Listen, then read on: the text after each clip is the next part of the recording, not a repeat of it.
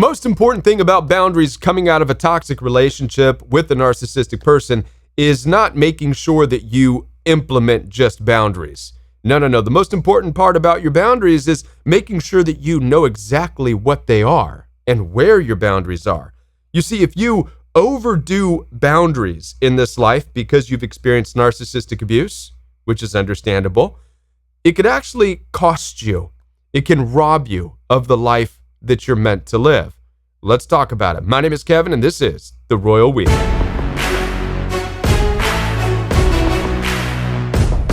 Now, before I get too deep into this message on how important it is to know what your boundaries are as opposed to just starting to apply boundaries in this life, let me remind you that I'm here to support you. Down in the description box right below this video, you'll find access for one-on-one appointments with me. So if you are struggling with your boundaries, either because you're dealing with narcissistic people or you have so many boundaries in this life, you're no longer living and you're robbing yourself of freedom and experiences and possibly even love.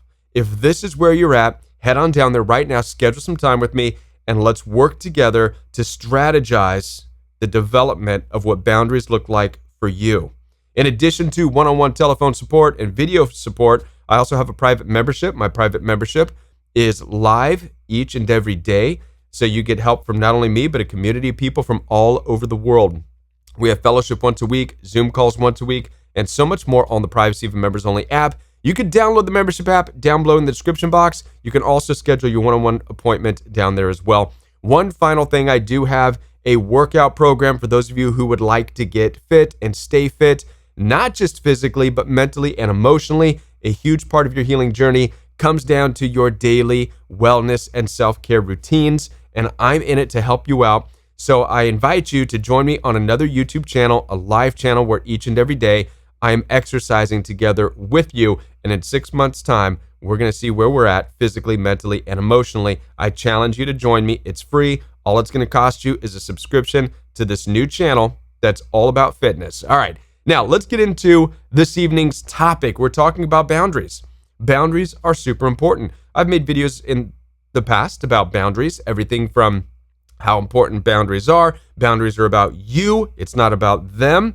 Right? We never want to go into any toxic situation, whether it's family, friends, exes, and we never want to sit there and say, I like you, I want to spend time with you, but these are my boundaries and I want you to respect them. So we all know by now that that's not what boundaries are for. Boundaries are not rules that we impose upon other people, narcissists or not. We just don't really get to do that. Number one, you don't want a fake version of somebody. If you're imposing your boundaries on another person, saying you need to treat me this way and you need to act like this, well, you're no longer allowing them to be the authentic version of them. You're getting some fake, controlled, dumbed down, watered down, phony version of them. And let me ask you a question. Is that really what you want?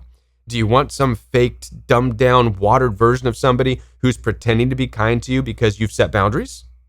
Or do you want to experience the love of somebody who genuinely cares for you? You're only going to find that love from family, friends, or other people if you honestly and authentically allow them to be authentic and honest with you, even if this means you have to get rid of them, because the authentic version of them is cold, cruel, mean, abusive, narcissistic, you name it. All right. So that's number one. You don't want a phony version of them. So placing boundaries on other people, it's not going to yield you any fruitful results. That's for sure. Number one.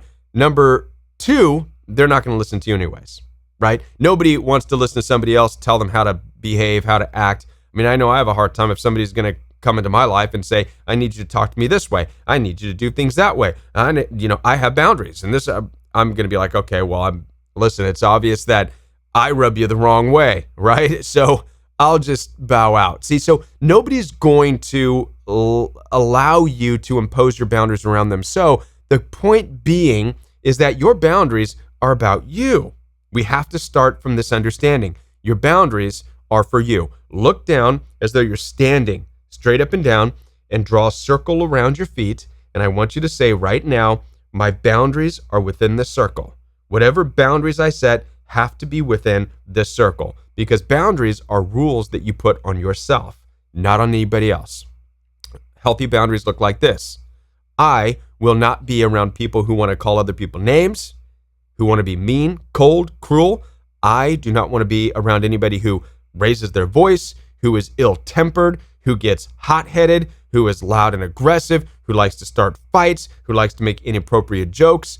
I am not going to spend and waste my time around people like that. That's what boundaries look like. All right? But it gets broken down even more specific than that, because this is where we run into an issue. You can start to, within your circle, your imaginary circle around you, right? These are my boundaries. I will not go here. I will not be a part of that. I will not associate with this type of behavior. I will not let somebody yell at me this way. With all of these things going on, it's real easy to just grab concepts of boundaries and put it in our circle of the things we will not do. I will not allow somebody to flirt with me. I will not allow somebody to make inappropriate comments about how cute I am or sexy I am or hot I am, because that's inappropriate. I will not allow somebody to ask me out on a date. I will not allow somebody to flatter me. You see where I'm going. All of a sudden, when you start to collect boundaries, and by the way, it's, of course you're going to collect boundaries because you came out of a toxic relationship where your boundaries were minimal at best. And that's why abuse took place in your life.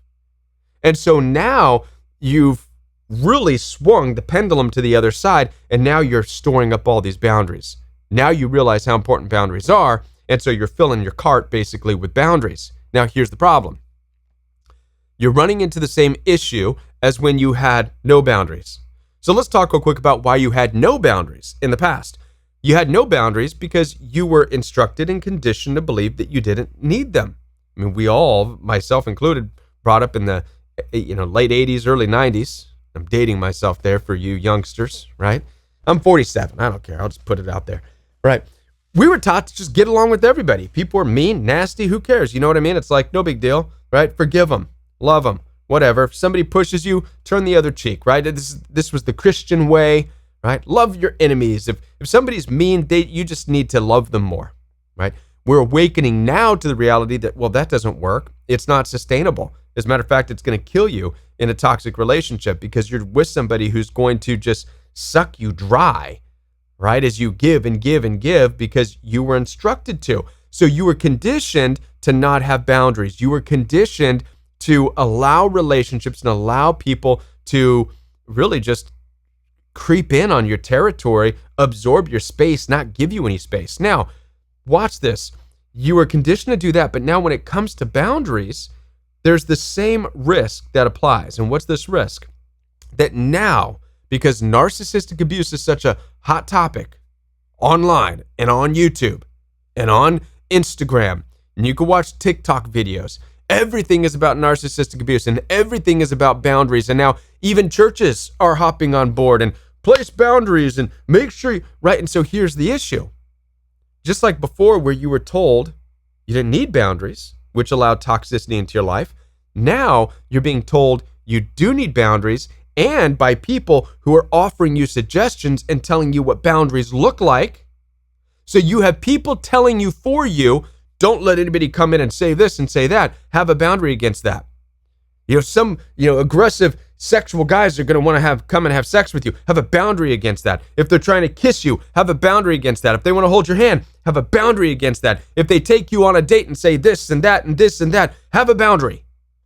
So now you have the same people, the same collective out there at one time who told you and conditioned you not to have any boundaries are now helping you to apply an overabundance and unnecessary amount of boundaries that aren't even yours. See, both sides, both ways of living are inauthentic because it's not from you.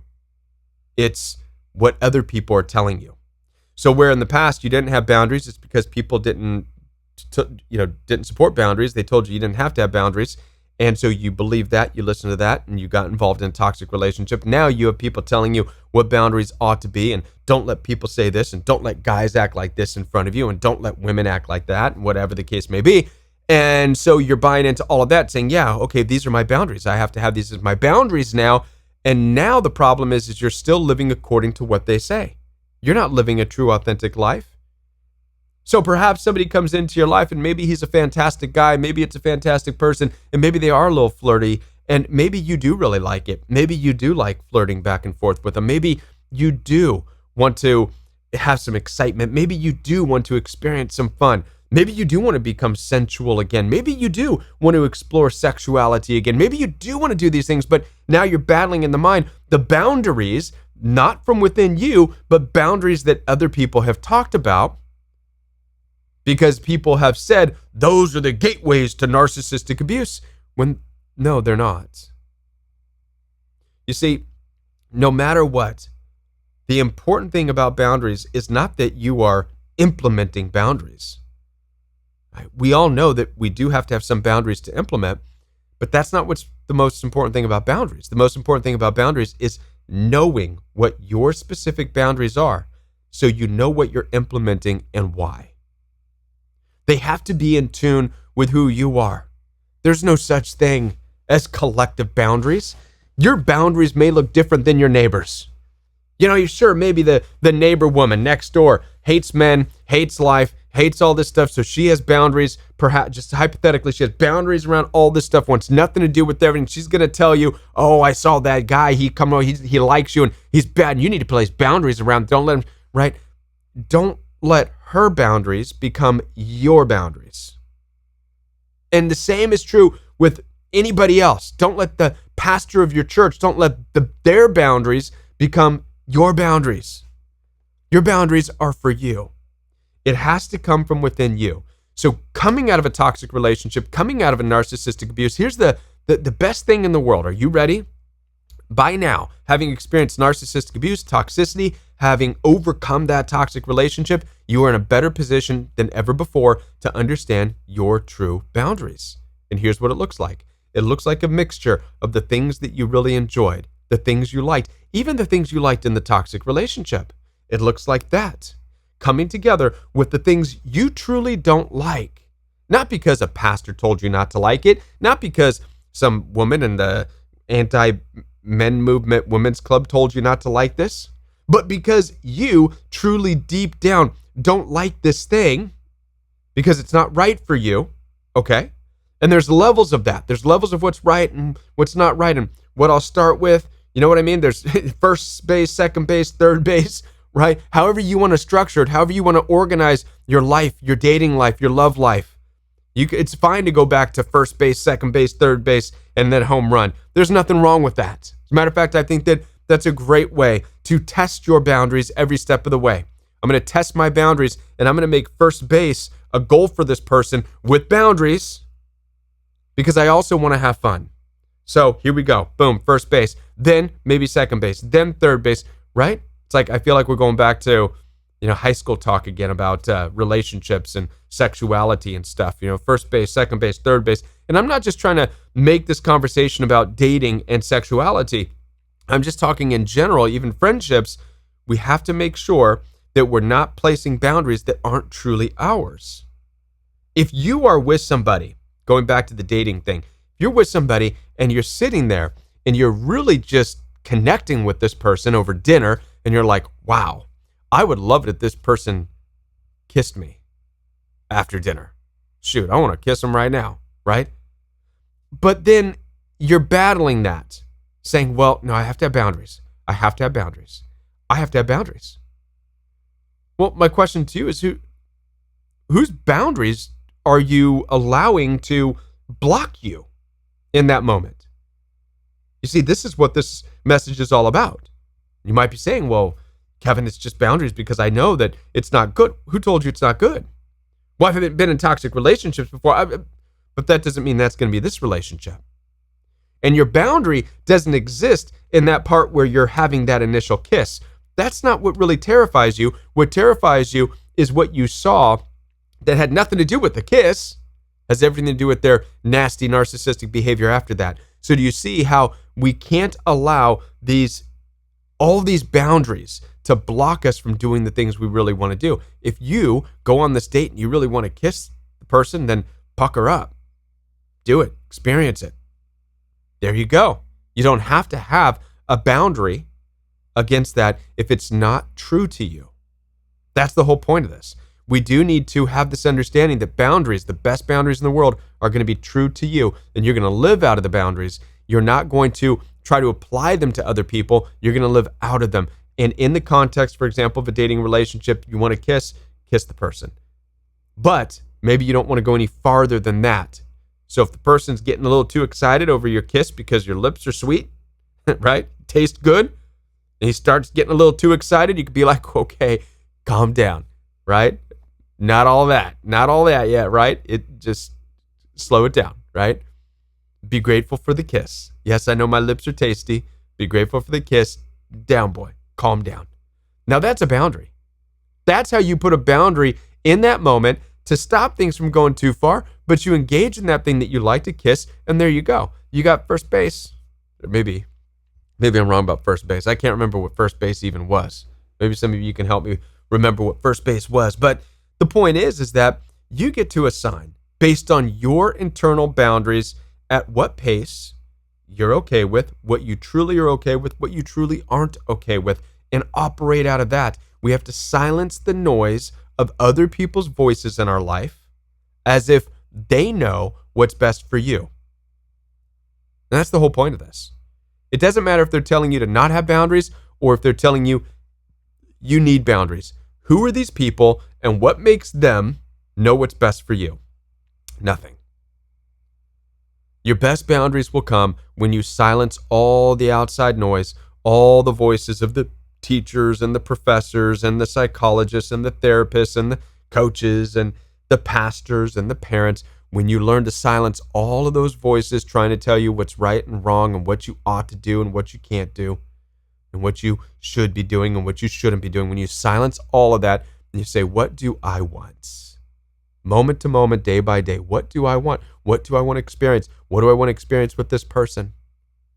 I'm not thinking about tomorrow. Tomorrow might not even be here. And I'm not trying to turn this into a YOLO, you only live once video. That's not what this is all about. But there is some partial truth to that. And the more we put things off because, well, I've got boundaries now. Well, what point are you robbing yourself of new experiences? That's what this video is about. We also have to make sure, especially for those of you people of faith, and I've run into this issue too, people of faith, people who go to church, are going to be harder on themselves with boundaries. And these boundaries oftentimes aren't even going to be scriptural. It's just based on what we've been told. Don't do this, don't do that. Don't look upon a person in lust. Don't blah, blah, blah, blah, blah. Right? A lot of these things are messages that we've been given from other people, right, that have in a lot of ways stopped us from being able to have certain experiences. It's causing us to jump from one foot to the next, tiptoe around things that we really want to experience. I've come to this conclusion that when it comes to relationships with people, if you're smiling and they're smiling, no matter what you're doing together, except hurting other people, of course. But if it's just the two of you together, you're smiling, they're smiling, then God's not going to strike you with lightning over that. Now, if you're hurting each other, that's a different story. But boundaries should come into place long before the hurting starts. The moment it starts to go down that route, that's when boundaries need to come in. But again, boundaries aren't forcing the other person to change. Boundaries are saying, okay, I need to take a break. I can't be around this. I have boundaries. All right? This is a deep conversation, and I'm curious to hear your thoughts. I'm really looking forward to seeing what some of you have to say down in the comment section down below. Like I said, if you do need some support to help understand your boundaries on a deeper level, head on down to the description box, schedule some one-on-one time with me. I'd love the opportunity to speak with you. Consider joining the Royal We Private membership and also get into that workout program, right? Check out the Royal We Fitness channel, subscribe to it, work out with me each and every day. I'll be back right here on the Royal We. Bye.